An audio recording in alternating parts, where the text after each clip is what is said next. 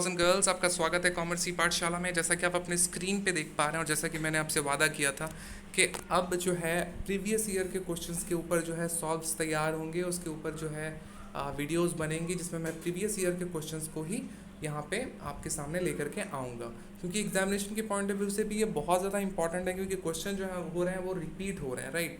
तो उसके लिए प्रीवियस ईयर के क्वेश्चंस को लाइक करना बहुत ही ज़रूरी है। लेकिन अगर आपको यूनिट वाइज वीडियोस चाहिए तो उसके लिए आपको थोड़ा वेट करना पड़ेगा, बट अगर आपको यूनिट वाइज आंसर्स चाहिए जिसको देख करके आप स्टडी कर पाओ तो उसके लिए आप हमारे वेबसाइट को विजिट कर सकते हो। हमारे वेबसाइट पे फ्री ऑफ कॉस्ट सारे के सारे यूनिट वाइज क्वेश्चन के आंसर जो हैं वो अवेलेबल हैं।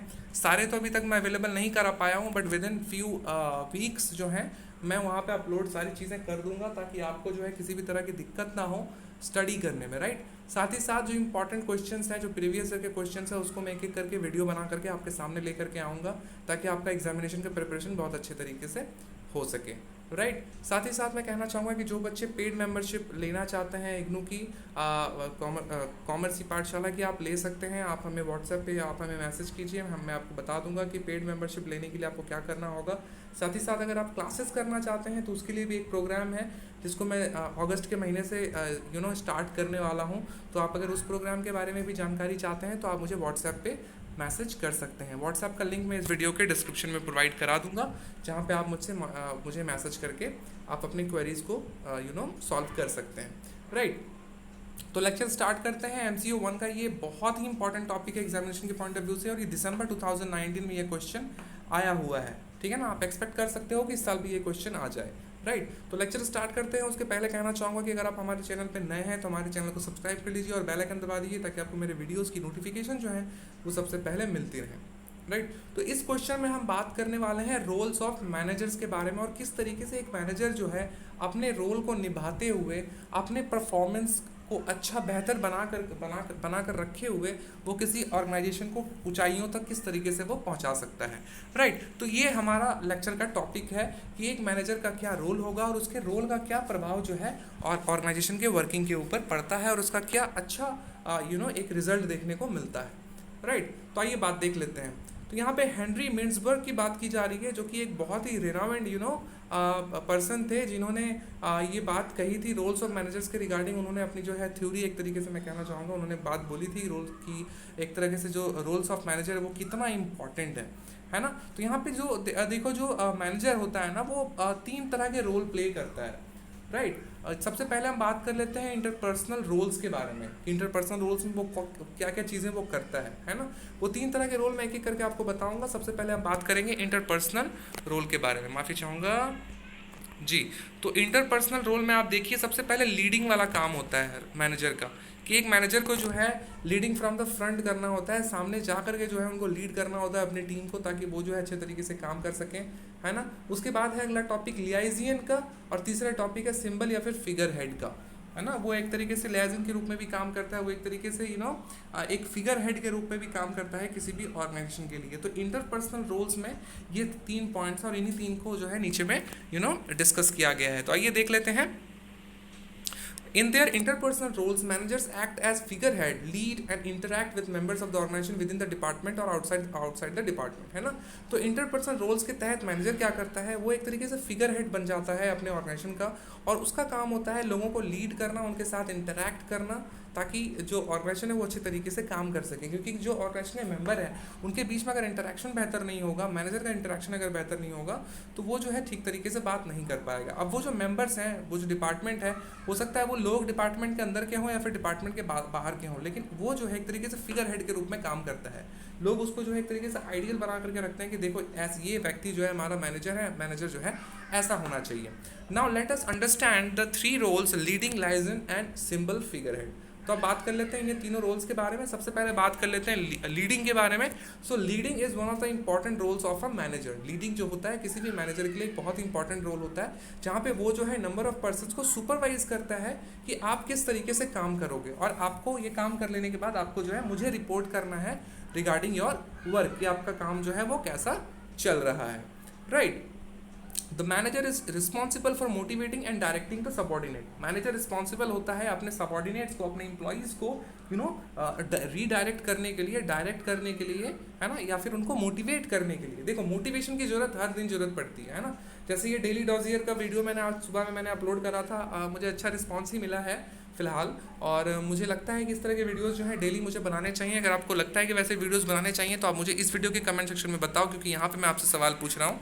और मैं डेफिनेटली बनाऊँगा भी, क्योंकि उससे आपके लिए बहुत फ़ायदे होंगे, है ना। तो यहाँ पे उसमें देखना एक मोटिवेशनल कोट, मैंने एक टर्म उसमें डाला है कि मोटिवेशनल कोट के ऊपर भी एक एक जो है एक मोटिवेशनल कोट जो है मैं हर एक डोजियर में डालूंगा। तो आज जैसे मैंने विंस्टन चर्चिल का एक बहुत ही इंपॉर्टेंट कोट डाला था, उसी तरीके से कल भी मैं किसी और महानुभाव का वहाँ पे कोट डालूंगा। तो मोटिवेशन का जो काम है वो भी एक मैनेजर का होता है, वो अपने सबॉर्डिनेट को मोटिवेट करता है और डायरेक्ट करता है। Through the role of leading a manager have subordinate to visualise the plan of action. अब जब मैनेजर जो है उनको लीड कर रहा है, जब उनको मोटिवेट कर रहा है, तो वो जो सबॉर्डिनेट होते हैं वो प्लान ऑफ एक्शन को विजुअलाइज कर लेते हैं कि उनको काम जो है भाई इस तरीके से करना है ना। And helps them to achieve the result through committed performance. अब आप मैनेजर अगर आपके साथ काम कर रहा है, मैनेजर अगर आपको मोटिवेट कर रहा है, मैनेजर आपके साथ हेल्प कर रहा है किसी काम को करने में, तो आप जो है उस काम को बहुत आसानी से कर सकते हैं, क्योंकि आपको लगता है कि नहीं आपके पीठ पे भाई किसी का हाथ है, आपके सर पे किसी का हाथ है ना। तो यहाँ पे आपकी परफॉर्मेंस जो है वो बहुत ही अच्छी हो जाती है ना। यहाँ पे जो कमिटमेंट है वो मैनेजर का भी समझ में दिखाई देता है, और जो सबॉर्डिनेट है उसका भी दिखाई देता है ना। तो ये तो भाई हो गई बात लीडिंग की। अब बात कर लेते हैं लियाइजियन की। तो लियाइजियन में जो होता है वो भी एक अनदर एक रोल है मैनेजर का। लियाइजियन का मतलब क्या होता है पहले ये समझ लो। लियाइजियन का मतलब होता है maintaining a network of interaction with outsiders who matter. ठीक है ना। लियाइजियन का मतलब ये होता है कि एक नेटवर्क बना करके रखना उन लोगों के साथ जो कि आपकी कंपनी के बाहर के हैं, मतलब सपोज शेयर होल्डर हो गए, इन्वेस्टर हो गए, वो सारे लोग जो कि कंपनी के बाहर के हैं लेकिन आपके लिए बहुत मैटर करते हैं, उसको बोलते हैं लियाइजियन। ठीक है ना। तो लियाइजियन का मतलब होता है एक नेटवर्क क्रिएट करना, एक इंटरैक्शन करना आउटसाइडर्स के साथ जो कि आपकी कंपनी के बाहर के हैं लेकिन वो आपके लिए मैटर करते हैं, है ना। For example, a manager heading a production unit need to maintain relationship with the external members of the board, है ना। जैसे एग्जांपल में यहाँ पे बोला गया है कि एक मैनेजर जो होता है, जो हेडिंग सपोज प्रोडक्शन डिपार्टमेंट का हेड है, तो उसको जो है एक अच्छा रिलेशनशिप बना करके रखना पड़ता है जो एक्सटर्नल मेंबर्स ऑफ बोर्ड है उनके साथ। जो इंटरनल मेंबर ऑफ बोर्ड्स हैं वो तो हैं ही, है ना, लेकिन जो एक्सटर्नल है उनके साथ भी एक अच्छा रिलेशन बना करके रखने की ज़रूरत होती है। और अथॉरिटी को रेगुलेट करना, गवर्नमेंट ऑफिशियल्स जो हैं उनके साथ एक अच्छा रिलेशन बना करके रखना पड़ता है, पुलिस फोर्स के साथ, सिविल अथॉरिटीज़ के साथ, ये वो सारे ऑर्गेनाइजेशंस हैं जिसमें लाइजियन के तहत एक तरीके से मैनेजर जो है उनके साथ एक अच्छा रिलेशनशिप बना करके रखने की कोशिश करता है, क्योंकि ये कंपनी के लिए बहुत ज़्यादा मैटर करता है ना। Through this role a manager establishes contact with those who matter in managing the activities at hand, है ना। तो इस रोल के माध्यम से, इस रोल के हेल्प के ज़रिए मैनेजर जो है एक तरीके से एक अच्छा रिलेशन तैयार करता है उन सारे लोगों के साथ जो कि मैटर करता है ना। अब बात कर लेते हैं तीसरे पॉइंट की, जो कि फिगर हेड वाली बात थी। A manager is the symbolic head of a firm. एक मैनेजर जो होता है किसी भी फर्म का एक सिम्बियोलिक हेड होता है, राइट, और ऑफ अ यूनिट और ऑफ अ डिपार्टमेंट। तो किसी भी ऑर्गेनाइजेशन का, किसी भी डिपार्टमेंट का, किसी भी यूनिट का कोई भी मैनेजर अगर होगा तो उसका सिम्बियोलिक हेड होगा, क्योंकि उसके अंडर में ही जो है सारी चीज़ें चल रही होती हैं। You are aware of the role of the head of the family. आपको पता है कि एक घर में एक पिता का क्या रोल होता है, राइट, वो जो है पूरे घर को मैनेज करता है ना। उसी तरीके से किसी भी ऑर्गेनाइजेशन में मैनेजर का रोल जो है वो बहुत ही महत्वपूर्ण होता है। In the same way a manager symbolises the role of figurehead because he और she has to perform a number of duties of legal and social nature. उनको जो है नंबर ऑफ ड्यूटीज़ करनी होती हैं, चाहे वो लीगल हो या फिर सोशल हो, राइट। इसीलिए वो जो है आपके फिगर हेड है ना। तो ये तो बात हो गई इंटरपर्सनल रोल्स की। अब हम बात करते हैं इंफॉर्मेशनल रोल्स की। तो इंफॉर्मेशनल रोल्स में भी 3 पॉइंट हैं जो कि एक तरीके से मैनेजर निभाते हैं। इन तीनों जो काम है उनका है, एक मॉनिटरिंग का काम है, दूसरा शेयरिंग इन्फॉर्मेशन का काम है, और तीसरा स्पोक्स पर्सन का काम है। देखो यहाँ पे भी आपको मेरा व्हाट्सएप नंबर दिख रहा होगा, आप यहाँ पे चाहो तो मुझसे व्हाट्सएप करके अब आप पेड क्लासेस के बारे में मुझसे जानकारी ले सकते हो, ठीक है ना। तो इन्फॉर्मेशनल रोल्स में हम मॉनिटरिंग, शेयरिंग इन्फॉर्मेशन और स्पोक्स पर्सन, ये 3 पॉइंट के बारे में एक करके करेंगे। तो आइए देख लेते हैं। So in their informational roles manager seek information from others, provide information to others and provide information to the people outside the organisation, है ना। इन्फॉर्मेशन रोल्स के तहत मैनेजर क्या करता है, जो उसके अंडर के लोग हैं, जो कंपनी के अंदर के लोग हैं जो उनके लिए काम कर रहे हैं, वो उनसे इन्फॉर्मेशन को इकट्ठा करेगा और उन सारे इन्फॉर्मेशन को प्रोवाइड करेगा उन सारे लोगों के साथ जो कंपनी के लिए इंपॉर्टेंट है या जो कंपनी के एक्टिविटीज़ में इंटरेस्टेड है, उनको जानने में इंटरेस्टेड है। इस तरह के लोगों के साथ जो है वो इन्फॉर्मेशन को साझा करता है, शेयर करता है in the capacity of the representative of the organisation, है ना। तो वो रिप्रेजेंटेटिव ऑर्गेनाइजेशन का तो उसका कार्य है कि वो सारे लोग जो कि कंपनी में इंटरेस्टेड है, जिन्होंने कंपनी में इन्वेस्ट करके रखा हुआ है, उनके साथ ये सारी इन्फॉर्मेशन को वो शेयर करें। Now let us understand the 3 roles: monitoring, sharing information and spokesperson. अब हम बात कर लेते हैं उन सारे 3 पॉइंट्स के बारे में जो मैंने अभी आपको इन्फॉर्मेशन रोल्स के तहत आपको मैंने अभी बताई थी। सबसे पहला पॉइंट था मॉनिटरिंग का, right. A manager acts as nerve centre for receiving all the external and internal information, है ना। एक मैनेजर जो होता है वो एक्ट करता है एज ए नर्व सेंटर, जहाँ पे आपको इंटरनल और एक्सटर्नल जो भी जानकारियाँ होंगी वो आपको मिलती हैं। Through the role of monitoring a manager receives information. तो मॉनिटरिंग का जो रोल है ये करते हुए मैनेजर को जो होता है जो है इंफॉर्मेशन रिसीव करता है वो।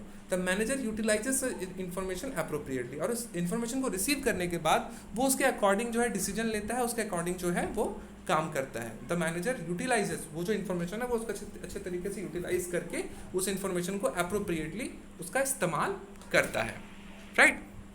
Once a manager has gathered information, जब मैनेजर इन्फॉर्मेशन को इकट्ठा कर लेता है तो उसके बाद वो इन्फॉर्मेशन को शेयर करता है। कैसे शेयर करेगा? Through email, through circular, through notice, through office order, ETC. इन सारे माध्यमों के जरिए वो जो है इन्फॉर्मेशन को शेयर करता है। देखो यहाँ पे लिखा हुआ, once a manager has gathered information he और she has to share information among internal employees for proper execution of work through meeting, email, है ना। किस तरीके से? ईमेल करके, थ्रू मीटिंग करके, एक सर्कुलर जारी करके, नोटिस जारी करके, ऑफिस ऑर्डर करके इत्यादि। इन सारी चीज़ों के जरिए वो जो है इन्फॉर्मेशन को शेयर करता है। A manager acts as a disseminator, है ना, disseminator of information particularly to subordinate, है ना। डिसिमिनेटर का मतलब क्या होता है? जो कि इन्फॉर्मेशन को शेयर करता है आपके साथ, उसे हम डिसिमिनेटर बोलेंगे।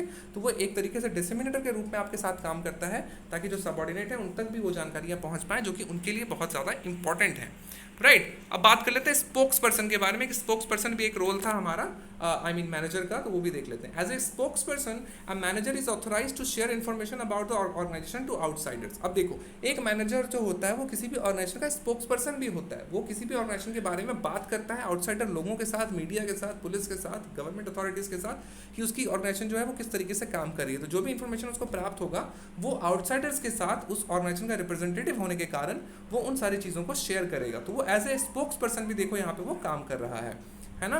The manager may share information with outsiders about plans, strategies and future direction of the organisation. आपने टीवी में बहुत सारे लोगों को, बहुत सारे मैनेजर, बहुत सारे सीईओज को देखा होगा जो कि अपने प्लान्स, अपने स्ट्रैटेजीज के बारे में बात करते हैं, किस तरीके से ऑर्गेनाइजेशन फ्यूचर में काम करेगी उसके बारे में वो लोग बात करते हैं। The sharing of information may be through conference. अब यहाँ पे इन्फॉर्मेशन जो है, जो बाहर के लोग हैं उनके साथ वो लोग जो है किस तरीके से इन्फॉर्मेशन को शेयर करेंगे? वो शेयर करेंगे through conference, through meeting the press, है ना, through board meeting, interview etcetera, right. ये सारी चीज़ें होगी।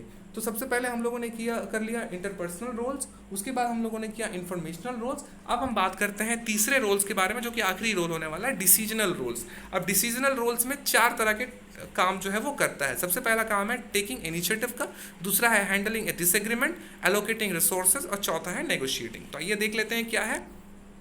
So in their decisional roles, managers takes proactive actions, sort out differences in opinion amicably, allocate resources to the various department in optimum way, and negotiating implementation of new projects, है ना।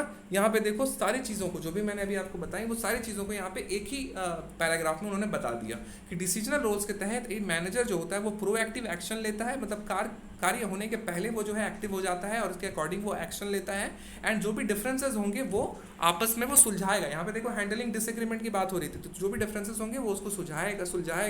जो resources होंगे उसको अच्छे तरीके से allocate करेगा departments को, ताकि वो उनका इस्तेमाल जो है ऑप्टिमम वे में हो सके। साथ ही साथ वो नेगोशिएट करेगा कि किस तरीके से नए प्रोजेक्ट का इम्प्लीमेंटेशन होगा, है ना। तो ये सारे पॉइंट्स यहाँ पे एक ही पैराग्राफ में बता दिए गए। Now let us understand the 4 roles. अब यहाँ पे बात की जा रही है इन सारे चारों रोल्स को डिटेल में मतलब बताने की। ठीक है, तो आइए देख लेते हैं। सबसे पहला है टेकिंग इनिशिएटिव, फिर करेंगे हैंडलिंग डिसएग्रीमेंट, फिर एलोकेटिंग रिसोर्सेज और चौथा होगा नेगोशिएटिंग। तो सबसे पहले बात कर लेते हैं हम टेकिंग इनिशिएटिव के बारे में। So a manager is required to take initiative and should lead from the front. एक मैनेजर जो होता है वो रिक्वायर्ड होता है उसके साथ कि वो जो है इनिशिएटिव लेगा, किसी भी कार्य को स्टार्ट करने का काम जो है वो मैनेजर का है, राइट। तो इनिशिएट लेने का काम जो है वो मैनेजर का है और वो ये काम करता है और लीड फ्रॉम द फ्रंट करता है। जब देखो, जब धोनी मैदान में उतरता था, है ना, जब धोनी साहब मैदान में उतरते थे तो वो क्या करते थे, जब इंडिया की सिचुएशन खराब होती थी क्रिकेट मैच में, तो वो लीड फ्रॉम द फ्रंट करते थे। तो सामने में जाकर के एक एग्जाम्पल सेट करते थे कि देखो इस तरीके से जो है मैच खेलना है ना। एक कैप्टन का काम होता है लोगों को ये दिखाना कि देखो इस तरीके से मैच खेलना है, अपने नर्व्स के ऊपर कंट्रोल रखना है ताकि आप जो है मैच को जीत सको, है ना। तो ये लीडिंग फ्रॉम द फ्रंट की बात की जा रही है जो कि एक मैनेजर करता है। A manager analyses the future opportunities in the business, evaluates alternative opportunities, analyse internal strength and weakness of the organisation and also calculate risk before implementing a new idea. आपने स्वॉट एनालिसिस के बारे में पढ़ा होगा, right. स्वॉट में था हमारा strength, W for weakness, O for opportunity, T for threat. तो एक ऑर्गेनाइजेशन में जो है मैनेजर का काम होता है कि स्वॉट एनालिसिस करना। वो ये चेक करता है कि फ्यूचर में उसके लिए क्या अपॉर्चुनिटीज़ हैं बिजनेस के लिए, है ना। वो ये ऑल्टरनेटिव अपॉर्चुनिटीज़ की वो एवेल्युएट करता है ना। देखो यहाँ पे स्वॉट की ही बात हो रही है। वो जो भी इंटरनल उसका स्ट्रेंथ और वीकनेस है उसके बारे में वो एनालाइज करता है उन सारी चीज़ों को, है ना। और कैलकुलेट करता है कि क्या कोई नया आइडिया अगर हम लोग इंप्लीमेंट करते हैं तो उसके लिए कितना रिस्क मुझे लेना पड़ेगा, क्योंकि रिस्क अगर फैक्टर अगर ज़्यादा हो जाएगा तो आपके लॉस होने के चांसेस ज़्यादा रहेंगे, है ना। तो वो चीज़ों को भी वो करता है। So in a way, a manager need to explore business opportunities through entrepreneurial skills. तो entrepreneurial skills बहुत ही ज़्यादा इंपॉर्टेंट है किसी भी मैनेजर में होना, ताकि वो जो है साहसी, इंटरप्रेन्योर का मतलब होता है साहसी। तो एक साहसी व्यक्ति के पास ही इन सारी चीज़ों के लिए कैपेबिलिटी आती है कि वो इन सारी चीज़ों को कर सके, है ना। दूसरा जो हमारा पैराग्राफ उस पर चले आते हैं, always going is not some smooth in an organisation. हमेशा चीज़ें जो है ऑर्गेनाइजेशन में बहुत ही स्मूथली चलती रहें ऐसा जरूरी नहीं है। कई बार सबऑर्डिनेट्स के बीच में डिससेटिस्फैक्शन होता है, डिसएग्रीमेंट होता है, जिसके कारण कन्फ्लिक्ट अराइज होते हैं, और उन सारे कन्फ्लिक्ट को दूर करने का काम जो है एक मैनेजर का होता है। A manager is responsible for handling conflict and disturbance in a way that would reestablish the confidence of subordinate as well as the productive culture, है ना। तो एक मैनेजर रिस्पॉन्सिबल होता है, वो उत्तरदायी होता है कि वो जो है किसी भी तरह के कन्फ्लिक्ट या फिर डिस्टर्बेंस जो कि ऑर्गेनाइजेशन में हो रही है उसको वो सॉल्व करे, ये उसका काम होता है। और साथ ही साथ लोगों के बीच में, सबऑर्डिनेट्स के बीच में एक कॉन्फिडेंस क्रिएट करे ताकि वो लोग आपस में मिल करके जो है प्रोडक्टिव जो कल्चर उनके ऑर्गेनाइजेशन का है अच्छे तरीके से काम करने का, वो उसको अच्छे तरीके से निभा सके। Disagreement are handle through periodical meetings. Disagreement जो है पीरियोडिकल मीटिंग्स करके हैंडल की जाती हैं, सॉल्व किया जाता है। रिव्यू सेशन करवाए जाते हैं, कलेक्टिव बार्गेनिंग होती है ना। बार्गेनिंग भी होती है यहाँ पे, कलेक्टिव होती है लेकिन। ग्रीवियंस हैंडलिंग, मशीनरी ईटीसी, ये वो सारे तरीके हैं जिसके ज़रिए जो है एक मैनेजर जो प्रॉब्लम्स हैं, जो डिसएग्रीमेंट है, उसको सॉल्व करने की कोशिश करता है, राइट। उसके बाद वाले पैराग्राफ पे चले आते हैं। Manager is custodian of organisational resources. मैंने 34 नंबर पॉइंट में बात थी रिसोर्सेज को डिस्ट्रीब्यूट करने की, रिसोर्सेज को अलोकेट करने की। तो उसी बारे में यहाँ पे बोली जा रही है कि मैनेजर जो होता है पूरे के पूरे ऑर्गेनाइजेशनल रिसोर्सेज का वो कस्टोडियन होता है, मतलब उसके पास पावर होता है कि किस रिसोर्स को वो कहाँ पे लगाना चाहिए। जैसे पैसा एक रिसोर्स है ना, उसको लगता है कि ये प्रोजेक्ट में जो है पैसे मुझे लगाने चाहिए, ये प्रोजेक्ट मेरे लिए काफ़ी बेनिफिशियल होगा, तो उसके पास रिसोर्स है, उसके पास पैसे हैं, है ना। उसके पास लोग बहुत ज़्यादा है ना, पीपल्स जो काम करेंगे उसके लिए, उसको वो भी एक तरह का ह्यूमन रिसोर्स है ना, वो ह्यूमन रिसोर्स उसको कहेंगे। तो वो कहाँ पे ज़्यादा लोगों की जरूरत पड़ेगी तो वो उसको वहाँ पे लगा दिया, है ना। तो जो रिसोर्सेज होंगे वो अपने डिपार्टमेंट्स में इस तरीके से ऑप्टिमम वे में वो एलोकेट करेगा ताकि ऑर्गेनाइजेशनल जो है, जो ऑर्गेनाइजेशन है वो अच्छे तरीके से काम कर सके। For allocating resources the manager has to do budgeting, scheduling of task, authoritarian sanctioning of resources and approving of significant organisational decisions, है ना। तो ये वो सारे जो है वो काम करता है एलोकेट रिसोर्सेज को एलोकेट करने के लिए। सबसे पहले देखो वो बजटिंग करता है, जो टास्क होते हैं उसको शेड्यूल करता है कि भाई ये काम तुम करोगे, ये काम ऐसे होगा और इस टाइम से इस टाइम के बीच होगा। एक ऑथोराइजेशन जो है वो क्रिएट करता है ऑर्गेनाइजेशन में, और साथ ही साथ रिसोर्सेज को सैंक्शन करता है कि ठीक है मैं आपके डिपार्टमेंट को इतने रुपए दे रहा हूँ, आपको ये काम जो है करना है ना। और जो ऑर्गेनाइजेशन डिसीजंस होंगे उसको वो अप्रूव करने का काम भी भाई हमारे मैनेजर का ही होता है। आखिरी पॉइंट था नेगोशिएशन। तो नेगोशिएशन करके हमारा जो ये लेक्चर है वो खत्म हो जाएगा, राइट। तो negotiating is an important role of a manager. Negotiating जो होता है वो मैनेजर का एक बहुत ही इंपॉर्टेंट रोल होता है। Sometimes manager has to negotiate with internal employees on the matter related to the rights, benefits and the sharing of revenue, है ना।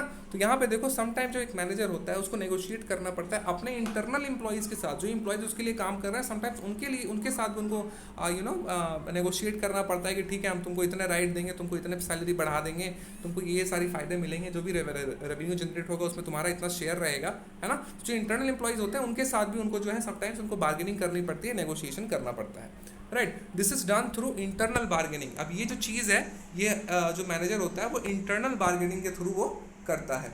सम नेगोशिएशंस इज